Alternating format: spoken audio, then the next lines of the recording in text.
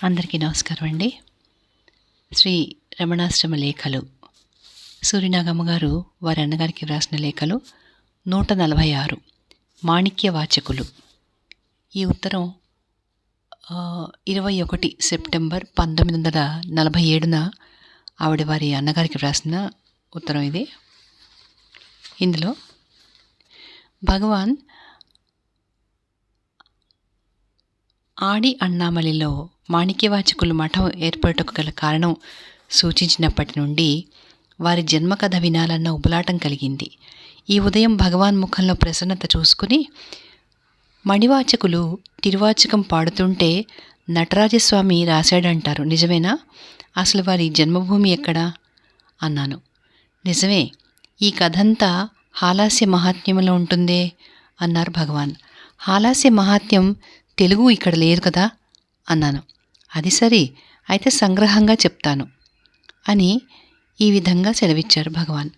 మణివాచకులు పాండిదేశంలో వాదవూరనే వాదపురి గ్రామంలో పుట్టారు. ఆ కారణంగా వారిని అందరూ వాదపూరర్ అనేవారు. వారికి చిన్నతనంలోనే విద్యాభ్యాసం అయింది. అన్ని గ్రంథాలు చదివి సారగ్రాహి శివభక్తిలోనూ జీవకారుణ్యంలోనూ ప్రసిద్ధి చెందారు.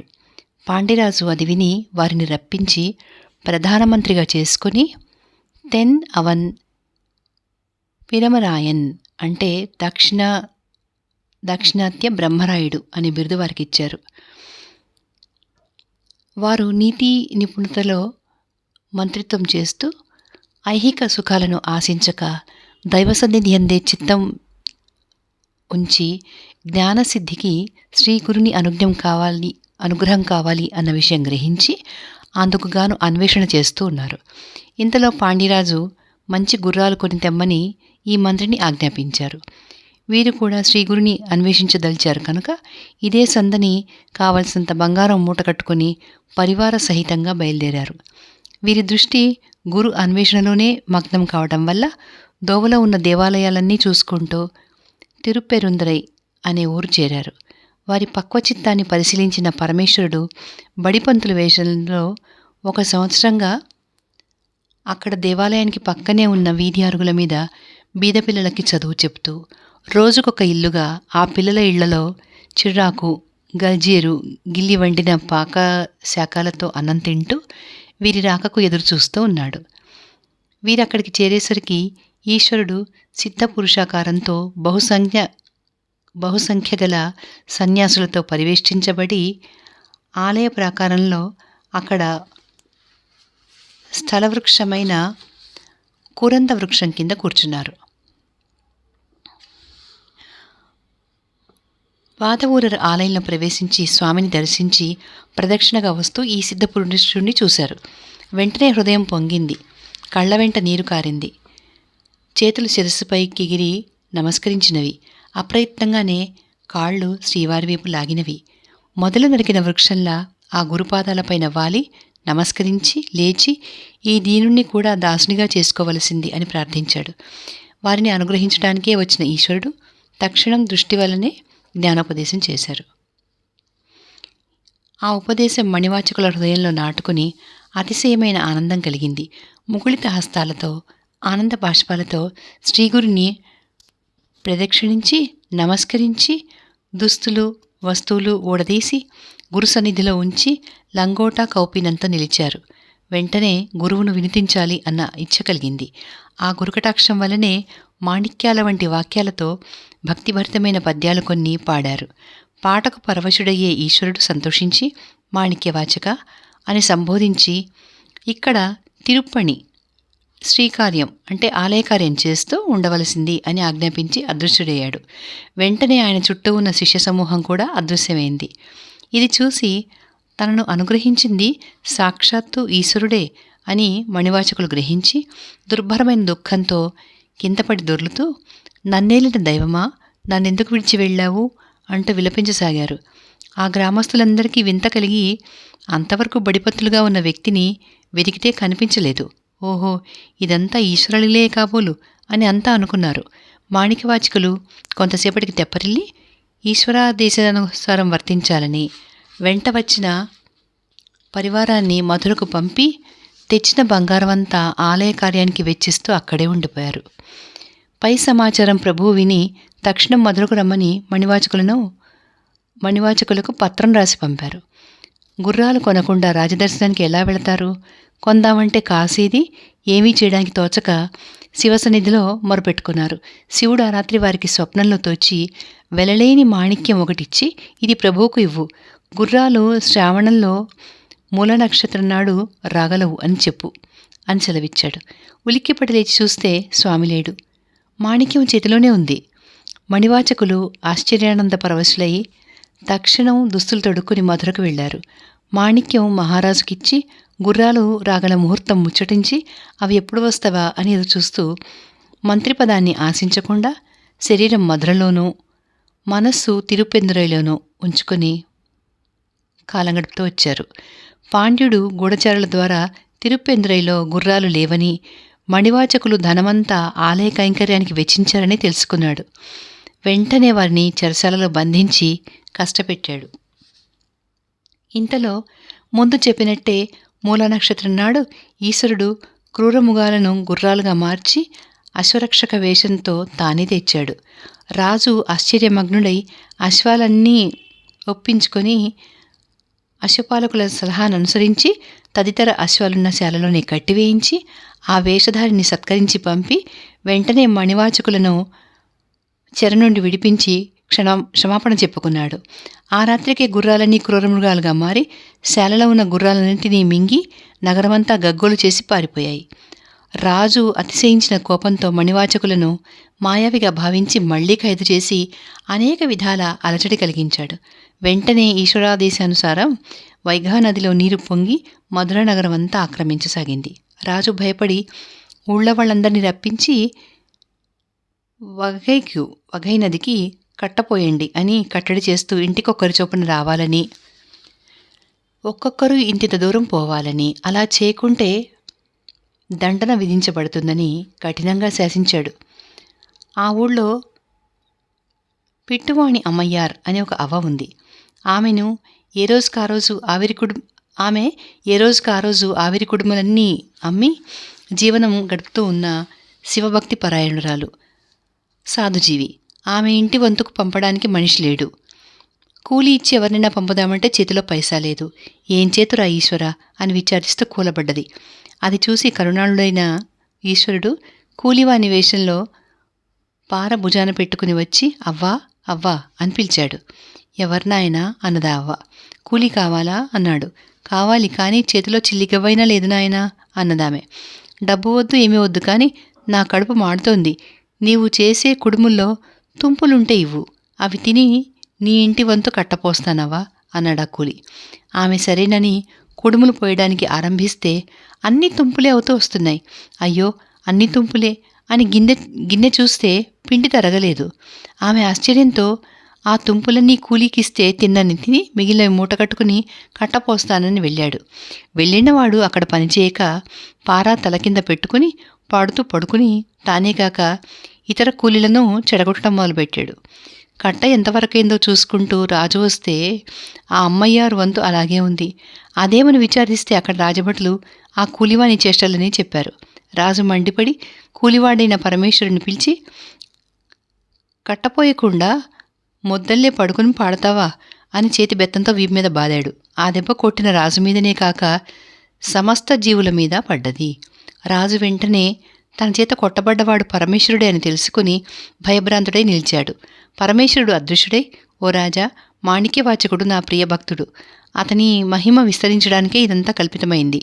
అతన్నే శరణు చెందు అని ఆ శరీరవాక్కు వినపడింది.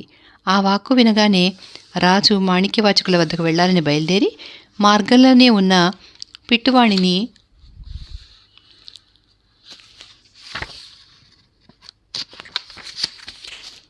ముందు చూద్దామని ఆమె ఇంటి ముందు ఆగాడు. అప్పటికే విమానంలో ఎక్కి కైలాసానికి పోతుందావిడ. రాజు ఆశ్చర్యంతో ఆమెకు నమస్కరించి మణివాచకుల సన్నిధికి వెళ్లి పాదాల మీద పడ్డాడు. వారెంతో ఆదరంతో లేవదీసి కుశలమడిగి మన్నిస్తే రాజు నా అపరాధాలన్నీ క్షమించి ఈ రాజ్యం పరిపాలించవలసింది అని ప్రార్థించాడు.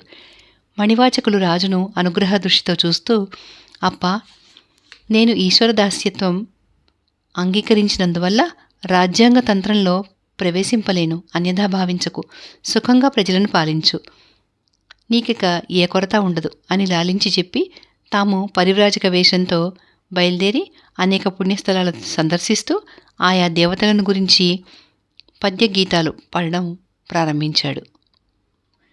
ఆ కథలు ఎన్నో ఉన్నవి. తిరువాచకం రాసిందెప్పుడు అన్నాను. వారెక్కడ రాశారు? వారిది అతీత స్థితి, పాడుకుంటూ పోవడమే వారి పని అన్నారు భగవాన్. అయితే తిరువాచకం ఏ విధంగా ఏర్పడ్డది అన్నాను. అదా, వారు క్షేత్రాటనం చేస్తూ పోయి కడపట చిదంబరం చేరుకుని నటరాజ ఆనంద తాండవ దర్శనం చేస్తూ మానవుల మనసు ద్రవించేలా పాటలు పాడుతూ అక్కడే నిలిచిపోయారు. అప్పుడు శ్రీ నటరాజమూర్తి మణివాచకుల మహిమ జనులకు తెలియజేయాలని, తిరువాచకమనే ఉత్తమ గ్రంథం లోకానికి అందించాలని తలపెట్టి ఒక రాత్రి బ్రాహ్మణ రూపంతో మణివాచకుల మఠానికి వెళ్ళాడు. ఆదరపూర్వకంగా వారు ఆదరించి వచ్చిన కార్యమేమి అని అడిగితే ఆ వేషధారి దైవం నవ్వుతూ చాలా స్వతంత్రంగా, ఏమయ్యా, నీవు అశువుగా కవిత్వం చెబుతూ ఎక్కడెక్కడో ఏవేవో పాడావటే, ఇక్కడ కూడా పాడుతున్నావట, నేను వినవచ్చునా? ఎన్నాళ్ల నుండో రావాలని వినాలని అనుకుంటున్నాను. ఏమాత్రం తిరగలేకపోయింది. పగలు వచ్చేందుకు వీలుపడక రాత్రివేళ వచ్చాను. నిద్రాభంగం కాదు కదా? ఏమంటావు? పాడగలవా? అన్ని జ్ఞాపకం ఉన్నవా అని అడిగాడు. నిద్రకేమీ తొందరలేదు, జ్ఞాపకం ఉన్నంతవరకు పాడతాను వినండి అని మణివాచకులు తన్మయులై పాడుతూ ఉంటే ఆ విప్రవేశధారి తాళపత్రాల మీద రాస్తూ కూర్చున్నాడు. తన్మయంతో పాడుతున్న మాణిక్యవాచకులకు ఈ విషయం తెలీదు.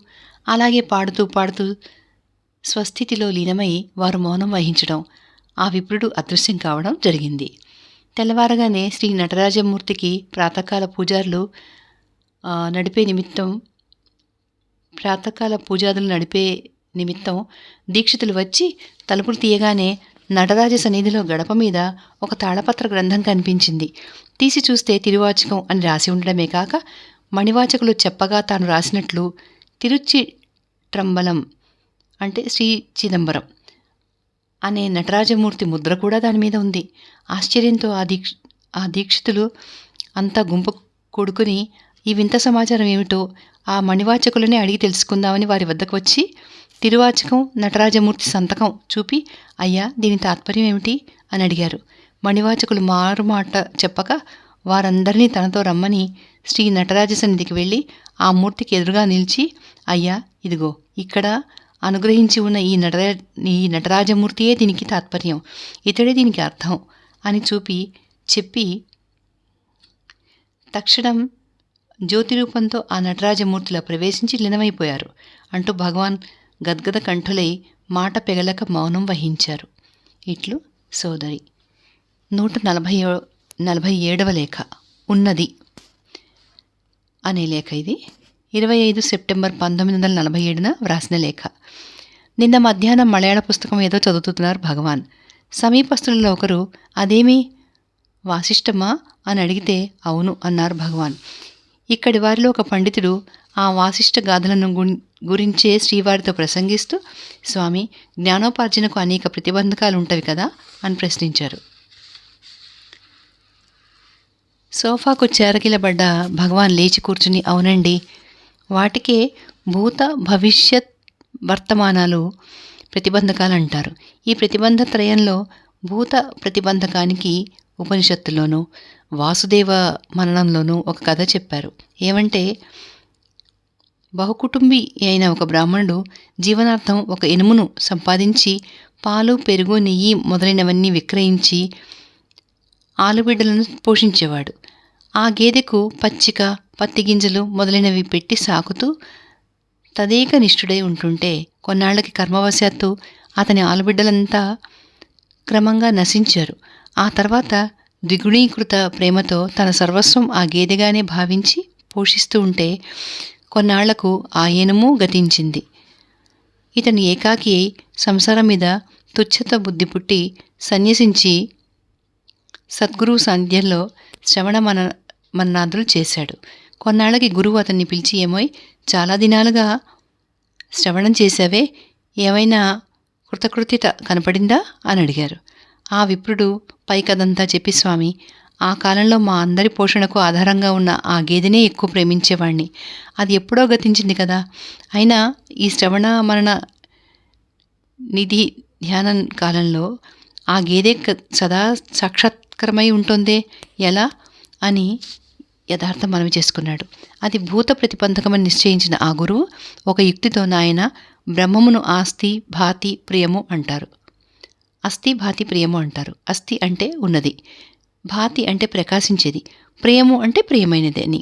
ఆ గేదె నీకు ప్రియమైనది కనుక అది బ్రహ్మమే. దానికి నామరూపం ఉంది. ఇక నీవిప్పుడేం చేయాలంటే నీ నామరూపాలు దాని నామరూపాలు వదిలేవంటే ఉండేది బ్రహ్మమే. అందువల్ల నామరూపాలు వదిలి ధ్యానించు అని చెప్పారు. అంతటితో ఆ రెండూ విడిచి ధ్యానిస్తే అతనికి జ్ఞానసిద్ధి కలిగింది. అదే భూత ప్రతిబంధకం. వాస్తవానికి ఉన్నది అనేది ఒకటే. అది ఎప్పుడూ ఎక్కడా ఉన్నదే. అదిగో బల్ల ఉంది, ఇదిగో పక్షి ఉంది, అదిగో మనుషుడు ఉన్నాడు అంటాం. నామరూపాల భేదమే కానీ ఉన్నది అనేది సర్వత్రా ఏకమై ఉన్నదే కదా. అదే ఆస్తి. ఇది ఉన్నది అనేందుకు చూచేవాడు ఒకడు ఉండాలి కదా. ఆ చూచే తెలివే భాతి. అది చూడాలి, ఇది కావాలి అన్నది ఉంటే కదా చూసేది వినేదిను. అదే ప్రియము. ఈ మూడు సహజ స్వరూప లక్షణాలు. వీనినే సచ్చిదానందం అని అంటారు అన్నారు భగవాన్. ప్రియం కూడా సహజమే అయితే దేని చూసినా ప్రియం ఉండాలి కదా. పులి, పాము ఇత్యాదుల మీద ప్రియం ఉండదే అన్నాడు ఒక భక్తుడు. మనకుండకపోవచ్చు, కానీ ఏ జాతికి ఆ జాతి ప్రియమే కదా. పులిని చూస్తే పులికి ప్రియం, పామును చూస్తే పాముకు ప్రియం, జారుడికి జారుడు, చోరుడికి చోరుడు ప్రియం. అలాగే ఒక్కొక్కటిను ప్రియమనేది ఉండనే ఉంది.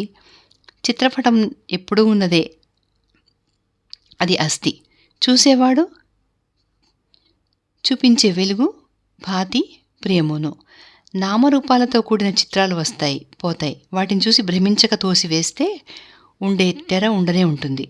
ఆవరణతో కూడిన చిన్న లైట్తో, అంటే గొట్టంలో నుండి వచ్చే సన్నని కాంతితో తెర మీద బొమ్మలను చూస్తాం. ఆ ఆవరణరహితమైన పెద్ద లైట్ వేస్తే బొమ్మలు కనపడతాయా? అంతా ఒకే వెలుగవుతుంది కదా. అలాగే మనస్సు అనే చిన్న లైట్తో చూస్తే నానా రంగుల ప్రపంచకం గోచరిస్తుంది.